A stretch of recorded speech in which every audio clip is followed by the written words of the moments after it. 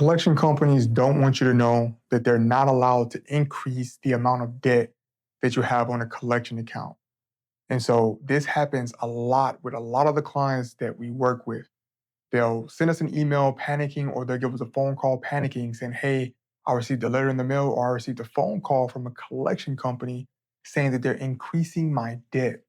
And there's nothing I can do because I already can't afford this debt."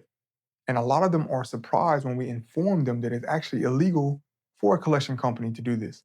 And so you may be asking, why is it that a collection company would blatantly lie to a consumer about a debt?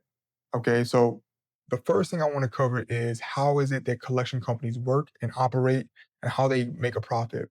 And so a lot of these companies, they are purchasing debt at a low percentage. And so let's say we have $1,000 debt, they'll go in and they'll purchase that debt for 10% from the original creditor. And so this allows them to make a huge profit if they can get that consumer to pay the original balance. Okay, so if I have a collection company that I'm dealing with and I have $1,000 debt and they purchased it for 10%, which would be $100, and they get me to pay off that full $1,000, then they've made a huge profit. So they profited $900 off of that debt. And this is how collection companies can be so profitable. They grow extremely fast, and even to the point where a lot of them are on the stock exchange. So some of these companies can get pretty large. And so they use a lot of tactics that aren't fair to consumers. And they leverage the fact that a lot of consumers are not aware of the rights that protect them as a consumers. And so, as a Canadian, as you're watching this, you may say, "Well, this sounds familiar. I heard a lot of this content down south of the border in the United States." Well, as Canadians, we have a lot of rights as well, but it operates differently here. Here in Canada, it operates at a provincial level, and so each province has its own laws that protect us against collection companies. So, as I'm here located in Quebec, I have different laws that protect me versus someone that is in Ontario. Okay. And so if you ever want further verification on those laws, you can always speak with a consumer lawyer, or a lot of this information is publicly available online.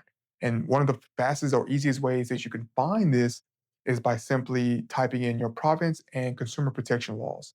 And so you'll see a lot of this information pop up, and you have access to see what it is that protects you as a consumer.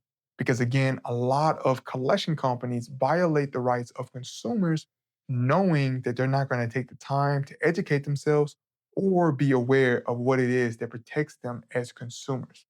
And so, again, they'll go ahead and they'll use this against you, and they'll say, "Hey, we're going to be adding interest every single month to this debt that's already closed." Well, your agreement that you signed off with was with the original creditor. And while they may have probably properly purchased the debt, and you may be responsible in the event that they're able to provide you a proof of debt to work with them and pay that back, what you're actually owed to pay them is the original amount, nothing more than that. Okay. And so that's why we need to get everything in writing when it comes to working with a collection company. So even if you're able to negotiate a pay for deletion with a collection company, that's agreement you want to get in writing. It doesn't matter how it happens. We just want it in writing, and we want it with the company letterhead attached with that letter. Even if you had go in person, we've had a client go in person to a collection company, but they got the agreement in writing, and that makes it okay because then you can use this against them if you need to. All right. So again, when we're communicating with a collection company, we get everything in writing. Even if it's an email, that's fine. That is still considered writing.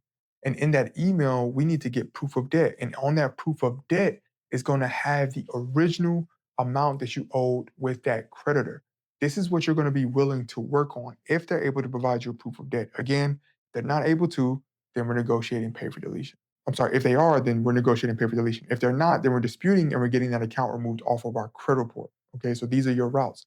But understand your rights as a consumer is extremely important. I can't sit here on this video and say all the rights that you have available to you as a consumer because I don't know where you live, right? Regardless of where you're watching this video, I don't know what province you're in because, again, it differs from province to province. But there are a lot of similarities, right? Such as the topic of this video collection companies.